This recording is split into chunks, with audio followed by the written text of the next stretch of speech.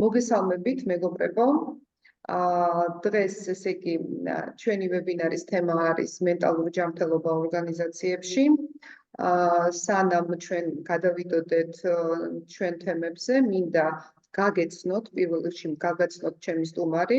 მე გახლავართ რუსკათელია, კომპანია ACT-ის, კვლევისა და მენეჯმენტ საკონსულტაციო კომპანიის თანადამფუძნებელი, ორგანიზაციის ფსიქოლოგი და მენტალური ჯანმრთელობის კონსულტანტი. ჩემი სტუმარია ლელა სალაყაია, კომპანია Selfie Mobile-ის პერსონალთან მუშაობისა და ადმინისტრაციული საკითხების დირექტორი. რამდენიმე ტექნიკური დეტალი მიმდინარეობს ჩვენი ვებინარის ჩანაწერი და ასევე ფილმისაწვდომი იქნება ჩანაწერი ვერსიაც. უნდა გითხრათ, რომ ჩვენი ვებინარის ხანგრძლივობა არის 40 წუთი და ბოლო 10 წუთს დავიტოვებთ თქვენი შეკითხვებისთვის. თქონა იქნება, რომ თქვენთვის საინტერესო საკითხები მოიწეროთ ჩვენთან და ჩვენ შეძლებს დაგვარად გიპასუხებთ თქვენს კითხვებზე.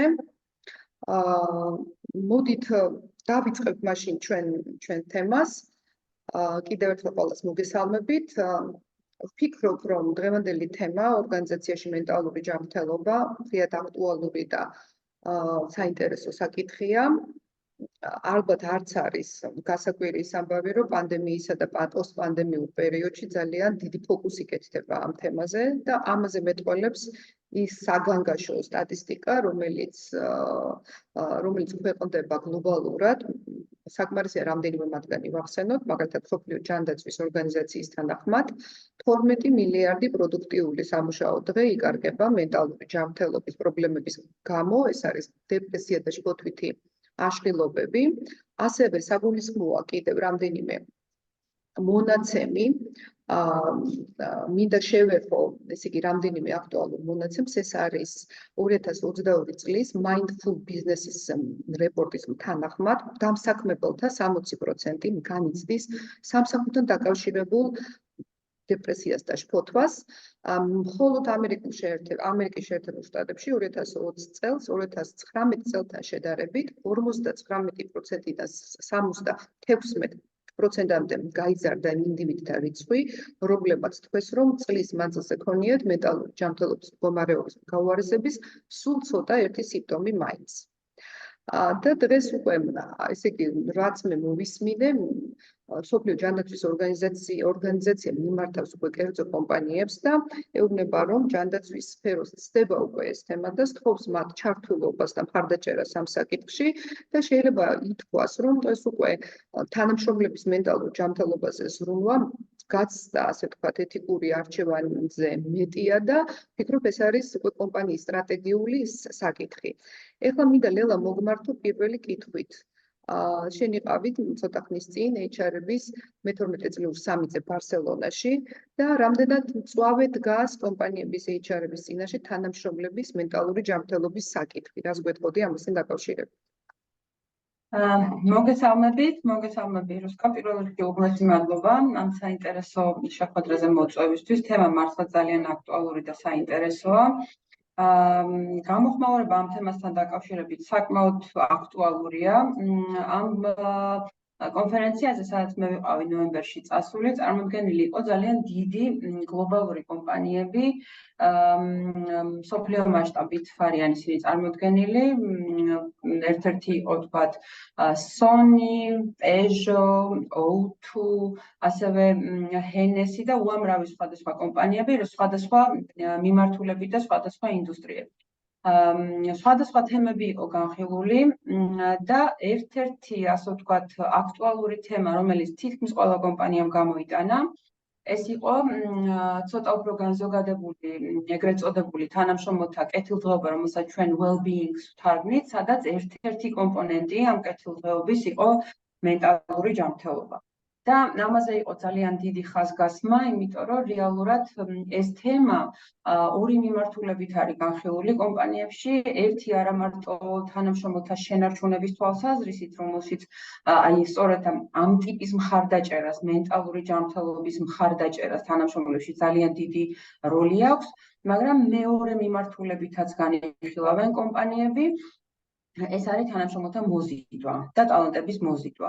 იმიტომ რომ რეალურად პარალელურად ვთქვათ, მე გავეცანი კიდევ სხვადასხვა ანგარიშებს და ერთ-ერთი ანგარიში, რომელიც სწორედ 2023-ში მსოფლიო ეკონომიკურ ფორუმზე ანგარიში იყო წარმოდგენილი, რა პარამეტრებით, რა ფაქტორებით ირჩევენ ადამიანები სამსახურს. და 4 ფაქტორი იყო გამოყოფილი, ეს არის მოქნილობა, როდესაც თანამშრომელს აქვს საშუალება კვირაში 1 ან 2 დღე იმუშაოს სხვა ადგილიდან, ესეც პირდაპირ კავშირშია მენტალურ ჯანმრთელობასთან, შეგვიძლია ვთქვათ და დავაკავშიროთ, დიდი კორელაციაა ნამდვილად.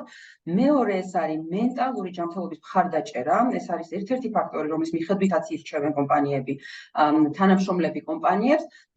მესამე ეს არის diversity, equity და inclusion, რომელსაც ასევე აქტუალური მნიშვნელობა აქვს და ამ შემთხვევაში ხაზგასმული არის არა მარტო უმცირესობებისადმი ტოლერანტობა, არამედ თანაბარი შესაძლებლობა ქალებისთვის და კაცებისთვის ხელფასებთან მიმართებაში, დასაქმებასთან, დაწინაურებასთან მიმართებაში და მეოთხე ეს იყო კარიერული განვითარება. და იმდენად მნიშვნელოვანია, რომ როგორც მოგეხსენებათ, კანდიდატებისთვის ერთ-ერთი კრიტერიუმია კომპანია როგორ აირჩიოს. და მოგეხსენებათ, დღევანდელ დღეს როგორ არის პარადიგმა შეცვლილი, კანდიდატები ირჩევენ კომპანიებს და კომპანიები ვეღარ ვირჩევთ ესე თავისუფლად კანდიდატებს, იმიტომ რომ პარადიგმა მთლიანად შეიცვალა. ამიტომ მე ვფიქრობ, რომ ამ თემაზე ხაზგასმა ძალიან აქტუალურია დღევანდელ დღეს, როგორც შენარჩუნების, ასევე მოზიდვის თვალსაზრისით თანამშრომლების და ამაზე ძალიან დიდი აქცენტი გაკეთდა იმ კომპანიების პრეზენტაციებში, რომელსაც მე დავესწარი ამ ფორუმზე და ბარსელონაში. ძალიან მადლობა ლელა და განსაკუთრებით ხაზგასმას აკეთებენ ჯენზი თაობაზე, რომელიც მთავარი დამსაქმებელია ესეთი დასაქმების ძალა არის და ეს მათთან არის ეს მონაცემები ძალიან შეცვლილი და ძალიან დიდ აქცენტს აკეთებს ჯენზი თაობა ამასთან დაკავშირებით. ასე ვთქვათ, ორგანიზაციული კულტურის საკითხები. ეხლა მინდა შევეხო ჩვენს რეალობას, რა ხდება საქართველოში. ჩვენ ესე იგი ძალიან დავინტერესდით ამ თემით, მაგრამ მონაცემები იყო ძალიან მწირი, თუ რა ხდებოდა ორგანიზაციებში მენტალურ ჯანმრთელობასთან მიმართებაში, თუმცა კი ქვეყნდებოდა გარკვეული ხა NDA-მაც გამოაქვეყნა კვლევა, ანუ სადაც ნახსენებია მოსახლეობის მენტალურ ჯანმრთელობასთან დაკავშირებით, მაგრამ ჩვენ გადავწყვეტეთ ეს თემა გვეკვლია ორგანიზაციებში. დღევანდელ ვებინარზე ამ თემას ახლა ცლად მე ვერ შევეხვები კვლევის მონაცემებს, ხვალ გვაქვს ჩვენ პრეზენტაცია ამ კვლევაზე და მოვიწვიეთ HR-ები და დაინტერესებული ადამიანები, ვისაც ეს თემა აინტერესებს და მე ამ შეხვედრის შემდეგ ეს ანგარიში იქნება ხელმისაწვდომი და ჩვენს ვებგვერდზე იქნება ატვირთული. მინდა რამოდენიმე მონაცემი გაგიზიაროთ, ჩვენი კვლევა ჩატარდა ოქტომბერ-ნოემბერში, ოქტომბრის ბოლოს ნოემბრის დასაწყისში, ეს იყო ინტერნეტ გამოკითხვა და ვფიქრობ ძალიან საყურადღებო სტატისტიკა არის ჩვენთანაც. ბოლო ერთი თვის განმავლობაში სამსახურთან დაკავშირებული სტრესიდან გამომდინარე 65%-ს ქონია გადაწვა და გამოფიტვა, 50% ასახელებს, რომ ქონდა კონცენტრაციის სირთულეები, 67% ამბობს, რომ ქონდა ნაკლები ენთუზიაზმი საქმის კეთებისას. თითქმის 50%-ს ქონია პროდუქტიულობის მკვეთრი ბარდნა ბოლო ერთი თვის განმავლობაში. ეს მონაცემები ძალიან საგულისხმოდ მივიჩნიეთ და ვფიქრობ, რომ ზუსტად ის მსგავსი არის მსოფლიოში რა ტენდენციაც არის აი ამ საკითხთან დაკავშირებით, მსგავსი არის ეს ტენდენცია ჩვენთანაც და იმდენად საგულისხმოდ მივიჩნიეთ, რომ ვფიქრობთ ვიკვლიოთ ეს საკითხი კიდევ უფრო ღრმად ორგანიზაციებში და აქედან გამომდინარე მინდა გკითხო, რამდენად მნიშვნელოვნად მიგაჩნიათ და საინტერესოდ მიგაჩნიათ თანამშრომლების მენტალური ჯანმრთელობის მდგომარეობისთან შეფასება, მოკვლევა და როგორია საერთაშორისო პრაქტიკა ამ მიმართულებით. კი ბატონო, მე დავიწყებ ვთქვათ იმ კუთხით, რას ვაკეთებთ ამ თვალსაზრისით ჩვენთან და ვთქვათ იგივე ცალკე პირდაპირ გეტყვით, რუსკარო, ანუ კონკრეტულად მენტალურ ჯანმრთელობაზე კვლევა ნამდვილად არ გავკეთებია და ძალიან საინტერესოა და ძალიან მაინტერესებს ზოგადად ამ კვლევის შედეგები აუცილებლად გავეცნობი. მაგრამ ჩვენ ზოგადად როდესაც ვაკეთებთ ჩართულობის კვლევას, ეგრეთ წოდებულ engagements, ერთ-ერთი ფაქტორი მასში ყოველთვის არის ხოლმე, ასე ვთქვათ, თანამშრომელთა კეთილდღეობა, რომელიც სხვადასხვა კითხვებისგან შედგება და მათ შორის ერთ-ერთი არის მხარდაჭერა, ფსიქოლოგიური მხარდაჭერა, რომელსაც კომპანია უწევს თანამშრომელს. ამ კუთხით ყოველთვის ყურადღებას ვაქცევდით ხოლმე და გარდა იმისა, რომ რაოდენობრივად ამოდიოდა რაღაც მაჩვენებლები, ასევე ხვდებოდით თანამშრომლებს და ამ კუთხით ვიკვლევდით რა შეიძლება ყოფილიყო მათთვის საინტერესო და მათივე ინიციატივების საფუძველზე მე ვქმნით ეგრეთ წოდებულ გაუმჯობესების გეგმებს, რომელსაც თავად ეს თანამშრომლები, ასე ვთქვათ, უწევენ კოორდინაციას, რაც ასევე ზრდის მათ ჩართულობას. იგივე ვთქვათ, მე რაც ამ კუთხით მოვისმინე ამ შეხვედრაზე, სადაც ვიყავი კომპანიები, სადაც წარმოადგენენ, ყოველთვის ყველგან იყო ნახსენები გარკვეულწილად კომპანიების მიერ ჩატარებული ასევე კვლევები, სადაც მინდა გითხრათ, რომ თანამედროვე კვლევები რაც ეკეთება, უკვე პირდაპირ შეყავთ ერთ-ერთ ფაქტორად მენტალური ჯანმრთელობის მხარდაჭერა. ცალკე ადრე თუ აქამდე კვლევებში ეს არ იყო ხოლმე და ერთიანდებოდა well-being-ის კუთხით, ეხლა ცალკე ფაქტორად არის ხოლმე კვლევის გამოტანილი, გამომდინარე ამ თემის აქტუალურობიდან. და შესაბამისად, რას აკეთებენ კომპანიები, ჩემთვის ძალიან საინტერესო იყო სხვადასხვა ინიციატივები, იმიტომ რომ ამ თვალსაზრისით გამომდინარე იქიდან, ვინ მუშაობს შენ კომპანიაში და შესაბამისად რა მოთხოვნები აქვს, სხვადასხვა გეგმები, სხვადასხვა პროექტები შეიძლება შეიქმნას. სხვათა შორის ჯენზის მინდა შევეხო სტატისტიკასთან მიმართებაში ძალიან საინტერესოა, რომ 2025 წლისთვის ჩვენ ეს ერთ-ერთ გამოსვლაშიც ვახსენე, 2025 წლისთვის დასაქმებული ძალის 27% იქნება ჯენზი. რაც საკმაოდ დიდია, მთელი მესამედი გამოდის, ვთქვათ, დასაქმებული ძალის და ეხლა კონკრეტულად არის ის პერიოდი, სადაც კომპანიებში ძირითადად თავმოყრილია თითქმის ყველა თაობის აი ამ თეორიის მიხედვით თანამშრომლები. ამიტომ HR-ებს საქმე გართულებულია ნამდვილად, იმიტომ რომ რაიმე უნიფიცირებული პროგრამის მოფიქრება და პროექტის მოფიქრება ძალიან რთულია, იმიტომ რომ მოგეხსენებათ, პროექტი უნდა მოერგოს ადამიანის საჭიროებას და მოთხოვნას და ამიტომ იმის დამიხედვით, ვინ არის ძირითადი ძალა სამუშაო და რა ჭირდება მათ, პროექტებს ალბათ ამის კუთხით უნდა იყოს გაკეთებული. თუმცა კვლევა და ამის გაგება რა ჭირდება ადამიანს ამ თვალსაზრისით ძალიან მნიშვნელოვანია და აუცილებელია ჩემი აზრით. კი, მნიშვნელოვანია მოусმინოთ და მნიშვნელოვანია ვიკვლიოთ მათი ინტერესები, ვიზიარებ აბსოლუტურად, რასაც ამბობ ამ საკითხთან დაკავშირებით. ეხლა მინდა კითხო ერთ საკითხთან დაკავშირებით, ეს შეეხება ორგანიზაციული გარემოს ფაქტორს, შენ ახსენე კიდეც ეს, მაგრამ მინდა რომ ცოტა ჩავყრმავდეთ ამ თემას.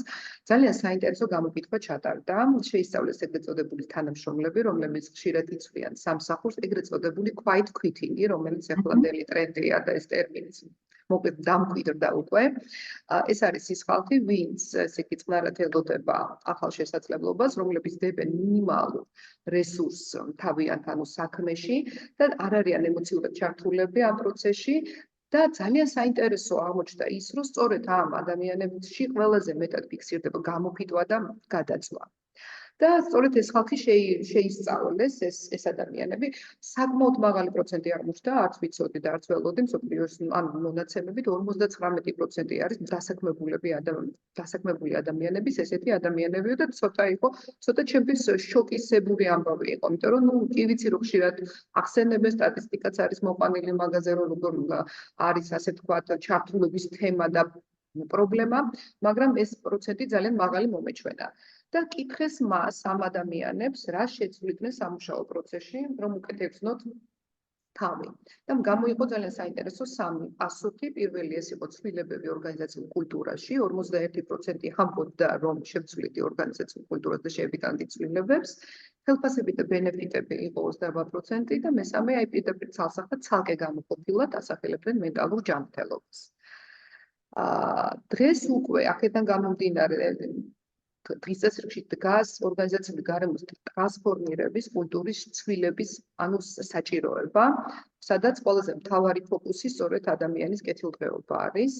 და მინდა აქვე კითხო, შენ როგორ უნდა ტრანსფორმირდეს ორგანიზაციული კულტურა, რომ სამუშაო გარემო გახდეს თანამშრომლებისთვის, აი რაც ახსენე, სამივე თაობისთვის, ხელშემწყობი და ხელშემწყობი მათი მენტალური ჯანმრთელობისთვის. არ დაგიმავა რუსკადა ამ თემებზე ძალიან ბევრი მიფიქრია, ვთქვათ, იქიდან გამომდინარე, რომ აქტუალურია და განსაკუთრებით ახლა იმ გარემოში, სადაც ჩვენ ვართ, კორპორატიულ კულტურას ძალიან დიდ ყურადღებას ვაქცევთ და სპეციალური, ასე ვთქვათ, პროექტები გვაქვს თვითონ ღირებულებების თემის პრომოუშენისთვის და რეგიონალური ტურები, როუდ-შოუები და ასე შემდეგ. მაგრამ ჩემთვის პირადად შეიძლება არ ვიცი, ჩემ პროფესიაც დახსასვავს ამას ვთქვათ და შესაბამისად ამ კუთხითაც ალბათ იმიტომ ვფიქრობ ესე, რომ მე ვფიქრობ, რომ ზოგადად ძალიან წამოვიდა ტენდენცია, ასე ვთქვათ, თუნდაც იგივე, როდესაც პრეზენტაციის კეთებას ასწავლიან ადამიანს ან ასე შემდეგ სხვადასხვა ტრენინგებზე ძალიან ხშირად შეხვდება ესეთი ტერმინი, რომ თუნდაც იგივე დატა და მონაცემები რაც გვაქვს, რომლის პრეზენტაციაც გვინდა გააჰუმანურეთ, გააადამიანეთ ეს მონაცემები, რომ ადამიანებისთვის გასაგები გახდესო და მე ვფიქრობ, რომ ნებისმიერი ორგანიზაციული კულტურა თუ ის თანამშრომელზე კი არა ადამიანზე იქნება მორგებული და იმ ადამიანებზე, რომლებიც ამ კომპანიაში მუშაობენ, მაშინ მე არ ვამბობ, რომ თითოეულ ადამიანს უნდა მოერგოს, მაგრამ გაადამიანურებაში სწორედ ამაზე ვკითხულობ, რომ ეგრეთ წოდებული კარგი ტერმინია ინგლისურად და ალბათ ქართულადაც მოვძებნით ამის შესაძლოა human centric, რასაც ქვია. ადამიანი უნდა იყოს ცენტრში, იმიტომ რომ ეს ადამიანი თავისი ემოციებით, თავისი მენტალური თუნდაც პრობლემებით, თუნდაც გაუმჯობესებებით, თავისი პიროვნული მოტივაციით, დინამიკით და ასე შემდეგ აკეთებს იმ საქმეს, რომელსაც მთლიანად კომპანია წარმოაჩენს. ძირითადი ხო მაინც ადამიანია და შესაბამისად ვფიქრობ, რომ ყველა ის პროგრამა, რომელიც მიმართული არის თუნდაც კორპორატიული კულტურის განვითარებისკენ, ღირებულების ამოწევისკენ და ასე შემდეგ, უნდა იყოს კონცენტრირებული, რომ ჩვენთან მუშაობენ ადამიანები, რომლებსაც აქვთ თავიანთი პრობლემები, რომლებსაც აქვთ თავიანთი ემოციები, სიხარული, გამოხატვის საშუალება, ვთქვათ, ეს იქნება სხვადასხვა მოქნილი მიდგომები, სხვადასხვა ჯგუფებისადმი. ეხლა მოგეხსენებათ უკვე, რომ თუნდაც იგივე სახელფასო შკალასაც ერთს უნიფიცირებულს ვეღარ ვაკეთებთ კომპანიაში HR-ები, ხო? არსებობს ძალიან ბევრი ისეთი პროფესია, რომელიც მთლიანად ვარდება ამ შკალიდან და აბსოლუტურად განსხვავებულ მონაცემს მოითხოვს. ანალოგიურად, ასე ვთქვათ, ამ თვალსაზრისით ვფიქრობ, რომ მთელი ეს ღონისძიებები უნდა იყოს იმაზე მორგებული, რომ თანამშრომელმა რაც შეიძლება კომფორტულად იგრძნოს იქ თავი, სადაც 9 საათს ატარებს დღის განმავლობაში, ბევრად უფრო მეც, ვიდრე ოჯახთან და ვიდრე საკუთარ თავთან.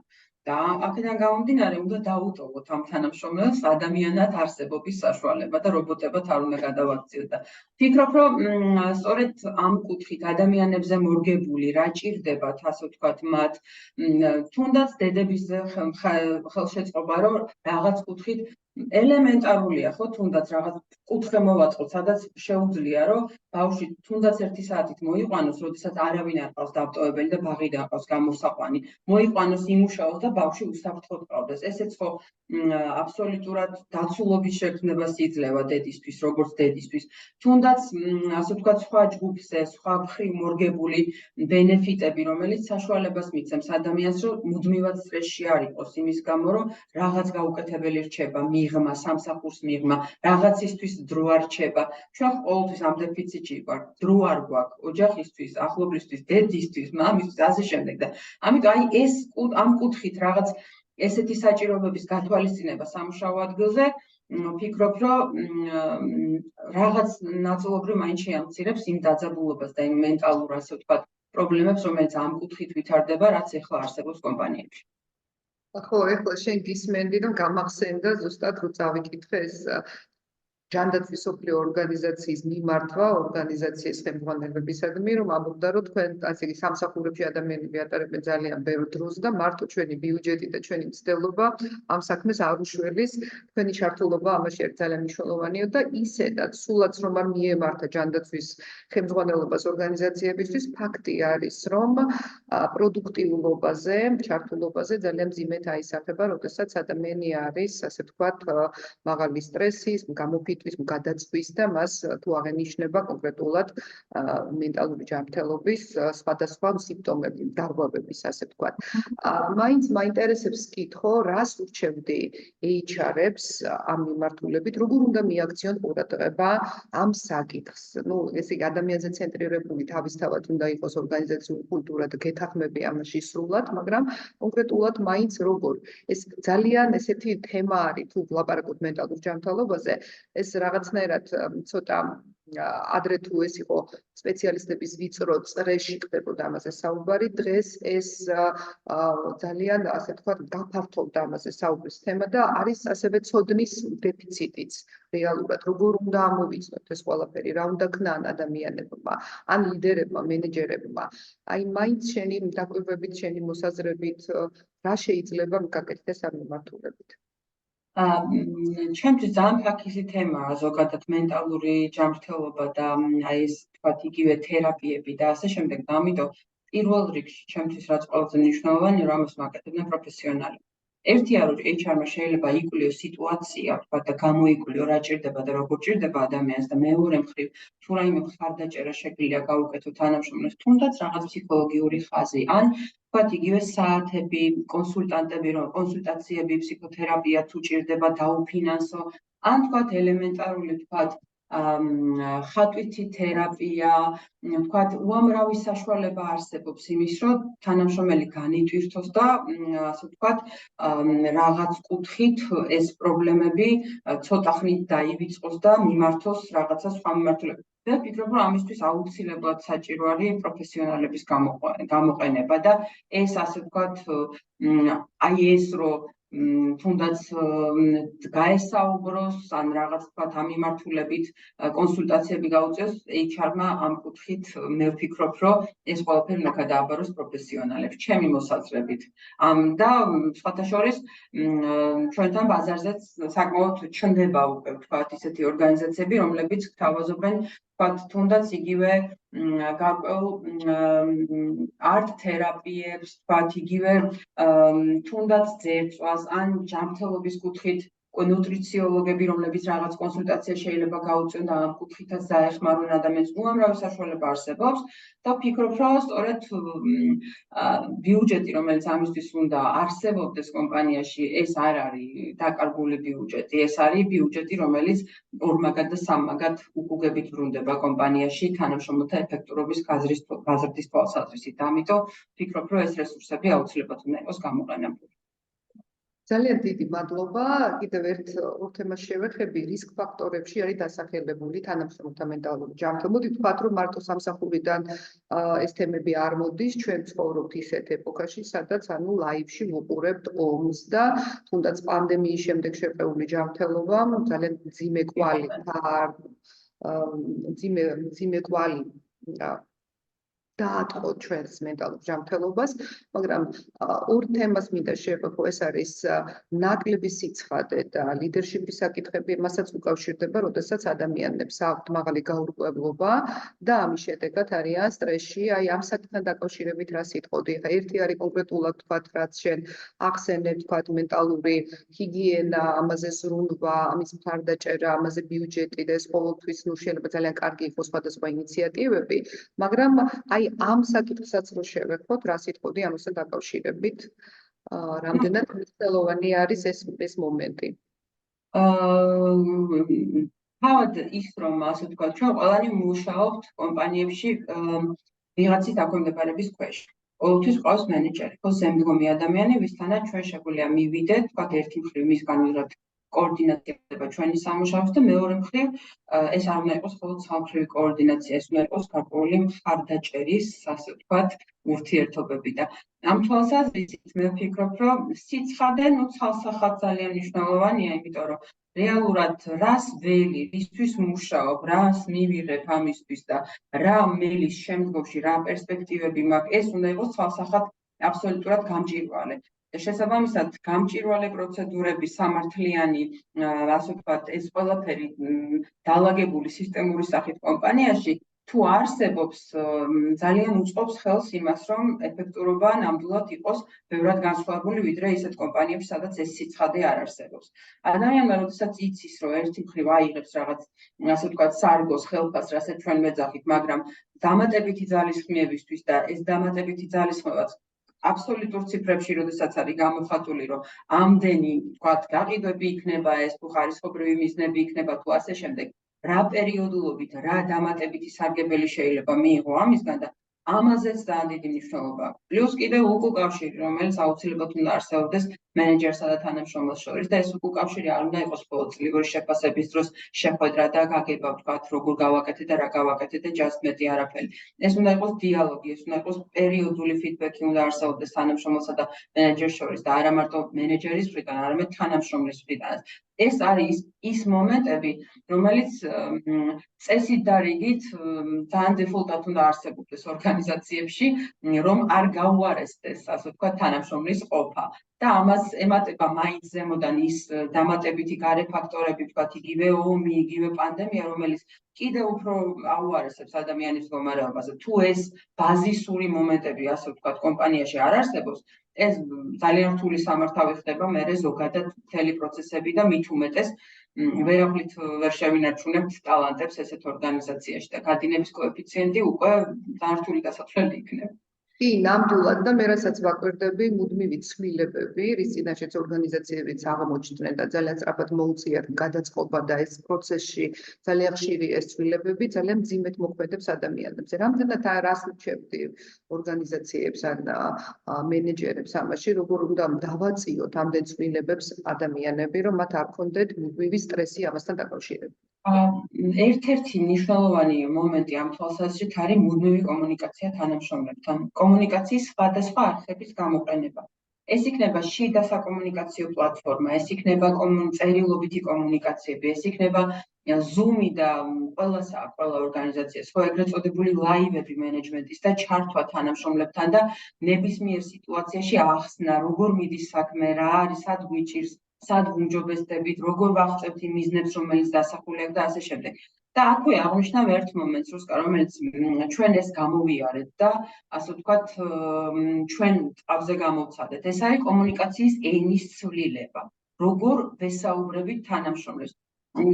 ჩვენი კომპანია რაღაც ეტაპზე საკომუნიკაციო პლატფორმები ყოველთვის არსებობდა ჩვენთან ინტრანეტის სახით, ეხლა workplace-ი გვაქვს, წერილობითი კომუნიკაციები, რომელიც კვარტალში ერთხელ იგზავნება, ვთქვათ, როგორ ვასრულებთ მიზნებს, ლაივები, town hall-ები, რომელიც ზარი გვიკიდია და just უბრალოდ თუ რაიმე ძალიან მნიშვნელოვანი ხდება კომპანიაში, ზარს შემოუკრავ და გენერალური დირექტორი გამოდის და საუბრობს და ესაუბრება თანამშრომლებს და ლაივს ვრთავ სხვა ოფისებს, მაგრამ ენას აქვს ძალიან დიდი მნიშვნელობა, რა ენით ვესაუბრებით თანამშრომლებს. ადრე ეს იყო ჩვეულებრივი, ძალიან ოფიციალური, ძალიან ისეთი ენა. ეხლა გამომდინარე იქიდან, ვინ მოდის კომპანიაში, რა თაობა მოდის და როგორი ადამიანები მოდიან, საკომუნიკაციო ენაც თავიდან ბოლომდე იცვლება. ეხლა ჩვენ თანამშრომლებს, რომლებიც მასიურად უფრო მეტი წილი თანამშრომლების არის ძირითადად 25-დან 30 წლამდე, ვერ ვესაუბრებით ძალიან ოფიციალური, ძალიან ისეთი აკადემიური ენით. პირიქით ვესაუბრებით ძალიან გასაგებად, ახლო, ასე ვთქვათ, იმისთვის, რომ ახლო კომუნიკაცია დავაყენოთ. ამიტომ დავამყაროთ და ერთია კომუნიკაციის სიხშირე და რაზე ვესაუბრებით და მეორეა რა ენით ვესაუბრებით. იმისთვის, რომ თანამშრომელი მუდმივად ჩართული იყოს ამ პროცესებში და არ იყოს მისთვის სტრესი, რომ ხვალ რა დამხდება კომპანიაში არ ვიცი, აი ეს ძალიან კარგი საშუალებაა იმისთვის, რომ მუდმივი კომუნიკაცია თანამშრომლებთან ერთი მხრივ ზემოდან ქვემოთ და მეორე მხრივ კვლევების საშუალებით, რომელიც სულ უნდა ტარდებოდეს კომპანიაში, თუნდაც წელიწადში ერთხელ ქვემოდან ზემოთ, რომ გავიგოთ რა უჭირთ, რა ჭირდებათ და სად არიან ყველაზე მაგრები თანამშრომლები. ნელა, ძალიან დიდი მადლობა. წესით ჩვენი დრო, ჩვენი ნახევარი საათი გავიდა და მინდა რომ კითხვა-პასუხის რეჟიმში გადავიდეთ და მე მგონი უკვე კიდევ მოიწერეს პირველი შეკითხვა და მე შევაჯამებ ჩვენს ვებინარს. ეს თემა მე ვფიქრობ არის ამოუწურავი და მე ვფიქრობ რომ კიდევ მრავალჯერ მოგიწევს ამ თემაზე საუბარი, იმიტომ რომ დღითიდღე კიდევ უფრო აქტუალური არის.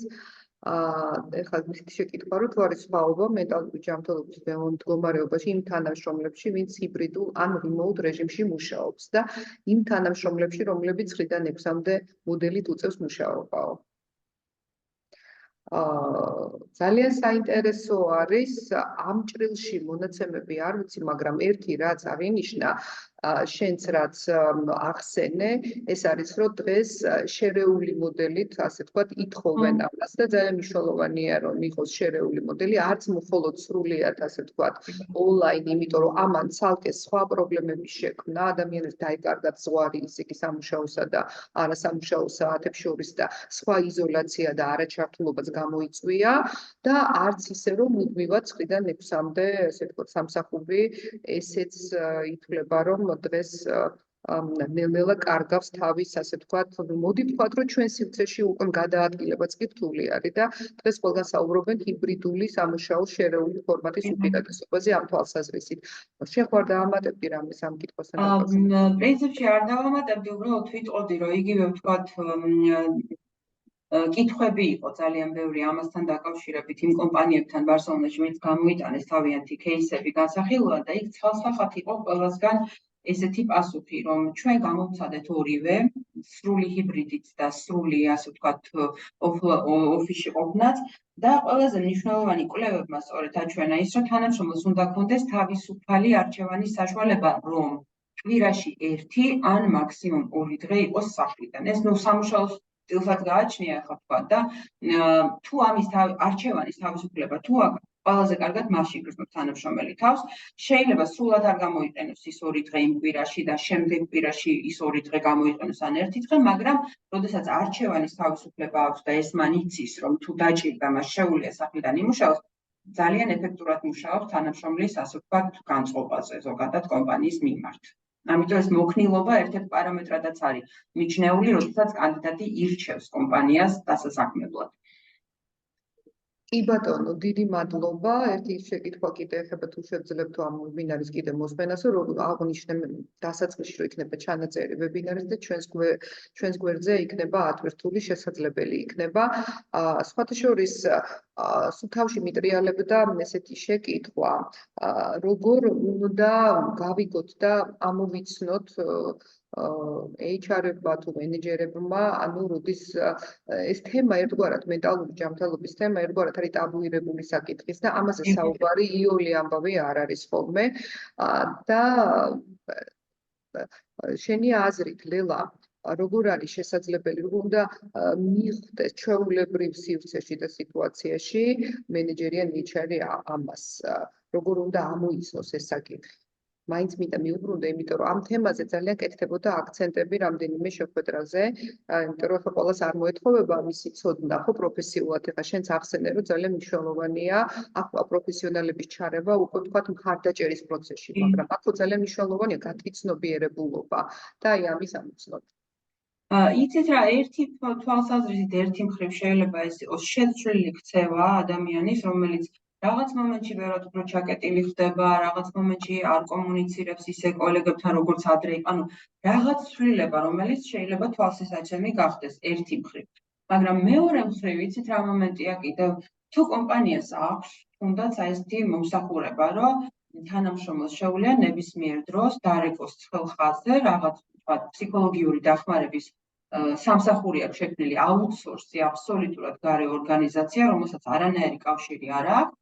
და ვთქვათ, ამ შემთხვევაში თანამშრომელს თუ ცუდად გრძნობს თავს, სულ არ არის საჭირო, რომ ვთქვათ, HR-მა დააფიქსიროს ეს ან მენეჯერმა. თვითონ მას შეუძლია დარეკოს ამ ცხელ ხაზზე და იქ, ასე ვთქვათ, გაიაროს კონსულტაცია, რა გააკეთოს და როგორ გააკეთოს.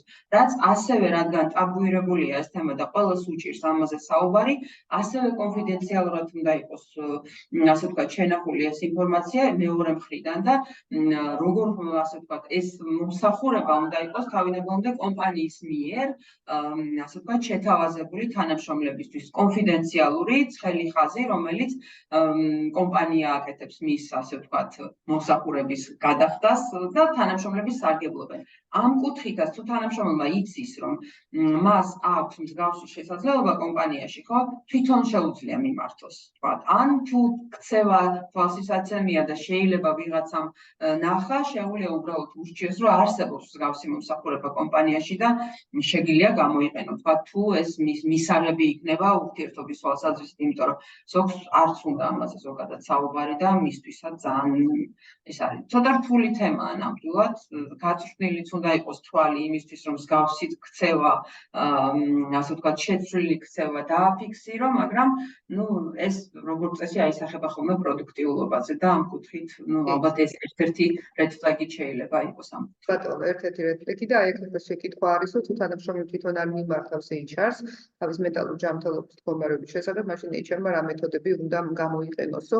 ერთ-ერთი რაც ამოვიკითხე ამ თემაზე და როგორც кейსი, მე პირადად ძალიან მომწონს, თუნდაც გათვითცნობიერებულობის უბრალოდ შეხვედრები ამ თემაზე, რომ რაღაცნაირად ადამიანები მივეჩვიოთ, რომ მენტალური ჯანმრთელობაც არის ისევე, ვთქვათ, ჩვენი რესურსი, როგორც ფიზიკური ჯანმრთელობა და რაღაცნაირად ამ თემაზე ზოგადად ღია საუბარი, როგორ ვისწავლოთ ამისი მართვა და რა თქმა უნდა, რაც ახსენე, რედ ფლეგი არის მკვეთრი, ასე ვთქვათ, ცვლილებები ქცევაში, რომელიც შეიძლება იყოს მკვეთრი ბუნება გაწყობილების ვარდნა, პროდუქტიულობა, ეს ერთგვარად, ასე ვთქვათ, ნიშნებია ამისი იზოლაციის სურვილი, როდესაც ადამიანს არ აქვს სურვილი კონტაქტის და აქტიურობის და ნუ ხა ფიზიკური სიმპტომებიც არსებობს, ბუნებრივია, გაღიზიანებადობა, წუძილობა, თავის ტკივილების და ასე შემდეგ, მაგრამ მე გეთანხმები იმაში, რომ აქ ძალიან ფაქიზია ეს მომენტი, ძალიან ფრთხილად უნდა ვიყოთ აქ, მაგრამ აი მე პირადად ჩემი აზრია, რომ ალბათ ძალიან კარგი არის ამ თემაზე საუბარი, მაგალითად, ერთ-ერთი მაგალითი მახსენდება, რომ ძალიან ხშირად ადამიანები ვერ ასხვავებენ რა გასხვავება შფოთვასა და ღელვას შორის. ვთქვათ, რა შემთხვევაში ღელავ და რითი არ გავს ეს ორი რამე ერთმანეთს. ანუ სხვადასხვა რამეა რეალურად. ამდენად ერთ-ერთი თემა ისეც მგონია, რომ რაღაცნაირად მეტი მხარდაჭერა გათვითცნობიერებულობის კუთხით. კიდევ თუ არის რამე შეკითხვა, თუ არა და იდეაში ჩვენი დრო პრინციპში ამოიწურა და რაღაცა მოკლედ რომ შეგვეჯამებინა.